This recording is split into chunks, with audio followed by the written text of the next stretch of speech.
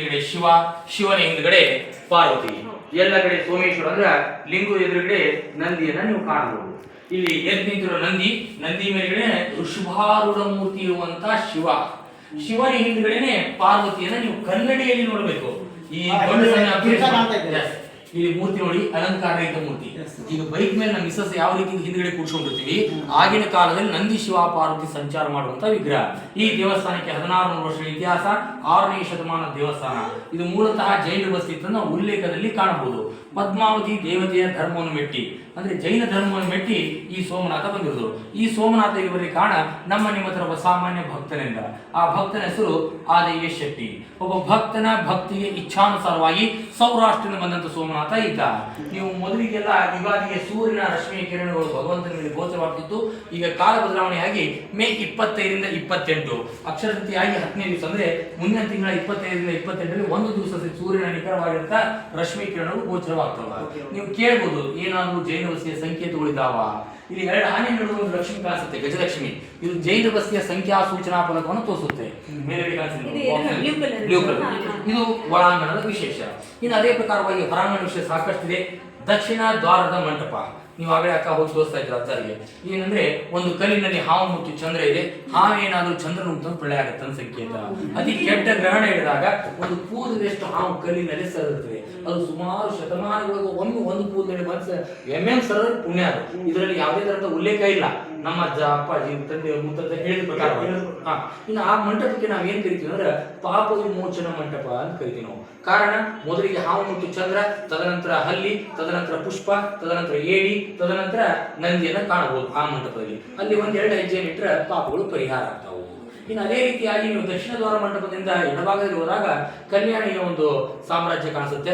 ಆ ಕಲ್ಯಾಣಿಯಲ್ಲಿ ಈ ಗುಡಿ ಜೀರ್ಣೋದ್ಧಾರ ಮಾಡುವಂತ ಸಮಯದಲ್ಲಿ, ಅಂದ್ರೆ 12 ವರ್ಷಗಳ ಹಿಂದ್ಗಡೆ ಬೃಹದಾಕಾರವಂತಹ ದೇವಿ ಸಿಕ್ತು.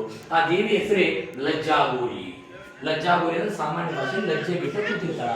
ಅಂದ್ರೆ ಪ್ರಸೂತಿ ಕಾಲದಲ್ಲಿ ಮಹಿಳೆಯರು ಯಾವ ರೀತಿ ಕುಳಿತಿರುವಂತ ಬಂದಿರ್ತಾರೆ, ನಾರ್ಮಲ್ ಡೆಲಿವರಿ ಕಡೆ ಸ್ಟೇಜ್ ಅಲ್ಲಿ ಯಾವ ರೀತಿ ಕುಳಿತಿರ್ತಾರ ಅದೇ ರೀತಿ ಕುಳಿತಿರುವಂತ ವಿಗ್ರಹ.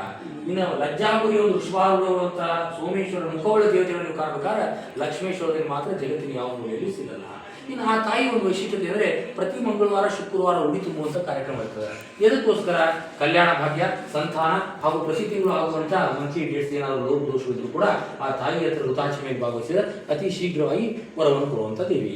ಇನ್ನು ಈ ದೇವಸ್ಥಾನಕ್ಕೆ 3 ಮುಖ್ಯ ದ್ವಾರಗಳಲ್ಲಿ 3 ಮಂಟಪಗಳು ಉಂಟು. 3 ಮಂಟಪದಿಂದ ವೈಶಿಷ್ಟ್ಯತೆಯನ್ನು ಕಾಣೋಣ. ನೀವು ಬಲಭಾಗದ ಒಂದು ಮಂಟಪದಿಂದ ಹೋಗೋಣ, ಉತ್ತರ ದ್ವಾರದ ಮಂಟಪ. 59 ಕಂಬಗಳು ಈ ದೇವಸ್ಥಾನದಲ್ಲಿ. ಒಂದು ಕಂಬದಲ್ಲಿ ಮಾತ್ರ ಹೊಳಪಿನ ಕಂಬ ಅಥವಾ ಶೈನಿಂಗ್ ಕಂಬ ಅಂತ ಕರಿತೀವಿ ನಾವು. ಆ ಕಂಬದಲ್ಲಿ ಮಾತ್ರ ಬಿಂಬ ಪ್ರತಿಬಿಂಬ, ನಿಮ್ಮ ಮುಖ ನಿಮ್ಗೆ ಉಲ್ಟಾ ಕಾಣುವಂಥದ್ದು. ಇನ್ನು ನೀವು ನಿಂತಿರುವಂಥ ಬೆನ್ನ ಭಾಗದಲ್ಲಿರುವಂತಹ ಪೂರ್ವದ್ವಾರದ ಮಂಟಪದಲ್ಲಿ ಈ ದೇವಸ್ಥಾನದ ಮುಖ್ಯ ದ್ವಾರದ ಬಲಭಾಗದಿಂದ, ಅಂದ್ರೆ ನೀವು ಈ ಕಡೆಯಿಂದ ಹೋಗುವಾಗ ಬಲಗಡೆ 2ನೇ ಲೈನಲ್ಲಿ 1ನೇ ಕಂಬದಲ್ಲಿ ಒಂದು ಕಂಬದಲ್ಲಿ ಮಾತ್ರ ಕಬ್ಬಿಣದ ಸುತ್ತಳತೆಯನ್ನು ಕಾಣಬಹುದು. ಈ ದೇವಸ್ಥಾನವು ಕಟ್ಟಿಗೆ, ಕಬ್ಬಿಣ ಮತ್ತು ಕಲ್ಲಿನಿಂದ ಕೂಡಿರುವಂತಹ ದೇವಸ್ಥಾನ. ಕಟ್ಟಿಗೆ ತುಂಡ ಎಲ್ಲಿರಬಹುದು? ನೀವು ನಿಂತಿರುವಂತಹ ಬಲಭಾಗದ ಎಡಭಾಗದ ಮಂಟಪದ ಹೊಚ್ಚಲ ದಾಟಗಳು ಸಾಕು 2 ಕಲ್ಲಿನ ನಡುವ ಅಂತರದಲ್ಲಿ ಒಂದು ಕಟ್ಟಿಗೆ ತುಂಡನ್ನು ಹಾಕಿದ್ದಾರೆ. ಇದು ನಾನು ಹೇಳಿರುವಂತ ನಿಮ್ಗೆ ಸಾಮಾನ್ಯ ಭಾಷೆಯಲ್ಲಿ ಸಂಕ್ಷಿಪ್ತ ಅಂತ ವಿವರಣೆ. ಇದ್ರ ಬಗ್ಗೆ ಪರಿಪೂರ್ಣವಾಗಿ ಅಧ್ಯಯನ ಮಾಡಬೇಕಂದ್ರೆ ಡಾಕ್ಟರ್ ದೇವರ ಕೊಂಡಾರೆಡ್ಡಿ, ಡಾಕ್ಟರ್ ವೆಂಕಟೇಶಯ್ಯ ಬರೆದಿರುವಂತಹ ಪುಲಿಗೇರಿ ಅನ್ನುವಂಥ ಪುಸ್ತಕವನ್ನು ಅಧ್ಯಯನ ಮಾಡಿದಾಗ ಪರಿಪೂರ್ಣವಾದ ಮಾಹಿತಿ ಸಿಗುತ್ತೆ. ಇದು ಇತಿಹಾಸ. ವಾಸ್ತವವನ್ನು ಹೇಳಕ್ಕೆ ಇಚ್ಛಪಡ್ತೀನಿ. ಈ ದೇವಸ್ಥಾನ 8-10 ವರ್ಷಗಳ ಹಿಂದೆಗಡೆ ಜೀರ್ಣೋದ್ಧಾರ ಮಾಡೋಕ್ಕಿಂತ ಪೂರ್ವದಲ್ಲಿ ಅತಿ ಕೆಟ್ಟ ಪರಿಸ್ಥಿತಿಯೊಳಗಿರುವಂತಹ ದೇವಸ್ಥಾನ ಅನಿಸ್ಕೊಂಡಿತ್ತು. ಕಾರಣ, ಎತ್ತು, ಎಮ್ಮಿ, ದನ, ಕರ, ಜನ ಇಲ್ಲೆಲ್ಲ ವಾಸವಾಗಿದ್ರು. ಈಗ ಏನಾದರೂ ಭಕ್ತಾದಿಗಳ ಸಂಖ್ಯೆ ಹೆಚ್ಚಿಗೆ ಇದೆ, ಸಾಕಷ್ಟು ಭಗವಂತ ಪ್ರಚಾರದಲ್ಲಿದ್ದಾರೆ ಅಂದ್ರೆ ಇದಕ್ಕೆ ಮೂಲ ಕಾರಣೀಭೂತರು ಇನ್ಫೋಸಿಸ್ ಅಧ್ಯಕ್ಷ ಅಂತ ಡಾಕ್ಟರ್ ಶ್ರೀಮತಿ ಸುಧಾ ನಾರಾಯಣ ಮೂರ್ತಿ ಅವರು. ಸುಮಾರು 5 ಕೋಟಿ ವೆಚ್ಚದಲ್ಲಿ ಗುಡಿ ಜೀರ್ಣೋದ್ಧಾರ ಮಾಡಿ ನಿಮ್ಮಂತ ಭಕ್ತಾದಿ ಸಂಖ್ಯೆ ಹೆಚ್ಚಿಗೆ ಮಾಡಲಿಕ್ಕೆ ಮೂಲ ಕಾರಣೀಭೂತರು. ಇನ್ನು ನನ್ನ ವೇದತೆಯನ್ನು ಉತ್ತರ ಕನ್ನಡ ಜಿಲ್ಲೆ ಹೊನ್ನಾವರ, ಆ ಕಡೆ ಎಲ್ಲ ದೇವಸ್ಥಾನ ಯಾವ ರೀತಿ ಅಂದ್ರೆ ನಾಗಿ, ಯಕ್ಷಿ, ಚೌಡಿ, ಮಾಸ್ತಿ ಈ ರೀತಿ ದೇವತೆಗಳನ್ನು ಪೂಜೆ ಮಾಡುವಂಥದ್ದು ಸಾಮಾನ್ಯವಾಗಿರೋದು. ಆ ದೇವಸ್ಥಾನ ಆ ಸೈಡ್ ಎಲ್ಲ ದೇವಸ್ಥಾನ ಸಾಕಷ್ಟು ಇಂಪ್ರೂವ್ಮೆಂಟು. ಕಾರಣ, ಅಲ್ಲಿ ಅನ್ನದಾಸೋಹ ಇರುವಂಥ ಪ್ಲಸ್ ಪಾಯಿಂಟು. ಪುರಾತನ ದೇವಸ್ಥಾನಗಳ ಇತಿಹಾಸ ಕಡಿಮೆಯಲ್ಲಿ, ಆದರೆ ಅನ್ನದಾಸೋಹ, ಸ್ವಚ್ಛತೆ, ಮೂಲ ಸೌಕರ್ಯ ನಿಲ್ಲಿಸುವಂಥದ್ದು ಆ ದೇವಸ್ಥಾನದಲ್ಲಿ ಆ ಕಡೆ ಭಾಗ. ನಾನು ವೇದತೆಯನ್ನು ಮುಗಿಸ್ಕೊಂಡು ಬಂದಾಗ ಲೋಕಾರ್ಪಣೆ ಅದೇ ವರ್ಷ ಆಗಿತ್ತು. ಇನ್ನು ಲೋಕಾರ್ಪಣೆ ಮಾಡಿದ್ರೆ ಹೊಸ ಒಂದು ಲೋಗೋ ಮಾಡಿದ್ವಿ ಈ ದೇವಸ್ಥಾನದಲ್ಲಿ. ನೀವು ನಿಂತಿರುವಂತಹ ಸ್ಥಳದ ಮೇಲ್ಛಾವಣಿ ನೋಡಿ, ಇವು ಯಾವ ಚಿತ್ರಕಲೆಗಳು ಕಾಣ್ತಾ ಇದ್ದಿಲ್ಲ. ಕಾರಣ, ಧೂಪ ದೀಪದಿಂದ ಎಲ್ಲ ಕಪ್ಪಾಗಿಬಿಟ್ಟಿತ್ತು. ಅಂದ್ರೆ ಸುಧಾಮೂರ್ತಿ ಒಳ್ಳೆ ಗಿಫ್ಟ್ ಮಾಡ್ಬೇಕನ್ನೋ ಸಲುವಾಗಿ ದೇವಸ್ಥಾನದಲ್ಲಿ ಉದ್ದಿನ ಕಡ್ಡಿ ಕರ್ಪೂರವನ್ನ ತ್ಯಜಿಸಿ ಒಂದು ಲೋಟ ಅಕ್ಕಿಯನ್ನು ಕೊಡಿಸಿ. ದೇವಸ್ಥಾನದೊಳಗೆ ಉದ್ದಿನ ಕಡ್ಡಿ ಕರ್ಪೂರ ಕಂಪಲ್ಸರಿ ಕ್ಯಾನ್ಸಲ್. ಅಲ್ಲಿ ಬರುವಾಗ ಒಂದು ಲೋಟ ಅಕ್ಕಿಯನ್ನು ತೆಗೆದುಕೊಂಡು ಬನ್ನಿ. ಇವತ್ತು ಪ್ರತಿ ಸೋಮವಾರ ಭಗವಂತನ ಪಲ್ಲಕ್ಕಿ ಉತ್ಸವ ನಡೀತದೆ. ಕಲ್ಲಪ್ಪ ಮಲ್ಲಪ್ಪ ಬಾ ಇಲ್ಲೇ ಚಕ್ಕಾಡೋರು ಇರ್ತಿದ್ರು ಹೊರತು ಯಾರು ಒಬ್ರು ಬಂದು ಪಲ್ಲಕ್ಕಿ ಹೊರತಿದ್ದಿಲ್ಲ. ಇವತ್ತಿಗೆ ಸರಿ ಸುಮಾರು ಯಾವ ರೀತಿ ಅಂದ್ರೆ 500ರಿಂದ 1000 1500 ಜನ ಇದ್ದಾರೆ. ಕಾರಣ ಅನ್ನದಾಸೋಹ. ಇದನ್ನೆಲ್ಲ ಮಾಡ್ಬೇಕಾದ್ರೆ ಅದಕ್ಕೆ ಅಂತ ಒಂದು ಸಂಘಟನೆ ಬೇಕಾಗುತ್ತೆ. ಹೀಗಾಗಿ ಮತ್ತೊಂದು ಬದಲಾವಣೆ ಮಾಡಿದ್ವಿ. ಆ ಅಮ್ಮ ಏನ್ ಮಾಡಿದ್ರೆ ಅಂದ್ರೆ ಒಂದು ಹಬ್ಬವನ್ನು ಕೊಟ್ಟರು ನಮ್ಗೆ ಲಕ್ಷ್ಮೇಶ್ವರ ಜನರಿಗೆ. ಅದೇ ಹಬ್ಬದ ಹೆಸರೇ ಪುಲಿಗೇರಿ ಅಂತಂದ್ರೆ ಪುಲಿಗೇರಿ ಉತ್ಸವ. ಆ ಹಬ್ಬ ಏನ್ ಮಾಡ್ತಂದ್ರೆ ಬೆಳಗಿನ ಜಾವ ಉದಯ ರಾಗದಿಂದ ರಾತ್ರಿ ಮಧ್ಯಾಹ್ನ ಬೆಳಗಿನ ಜಾವ 10 ಗಂಟೆವರೆಗೆ, ಸಂಜೆ 6ರಿಂದ ರಾತ್ರಿ 10 ಗಂಟೆವರೆಗೆ ಒಳ್ಳೆಯ ಸಾಂಸ್ಕೃತಿಕ ಕಾರ್ಯಕ್ರಮಗಳು ಮಾಡ್ಕೊಡ್ತಾರೆ. ಇದು ಮಾಡೋದು ದುಂದು ವೆಚ್ಚ ಏನೇ ಇದ್ರು ಕೂಡ ಮೇಡಮರೇ ಬರೆಸುವಂಥದ್ದು. ಸುಮಾರು ಒಂದು 10, 20 ಲಕ್ಷ 50 ಲಕ್ಷ ತನಕ ಹೋಗ್ತದೆ.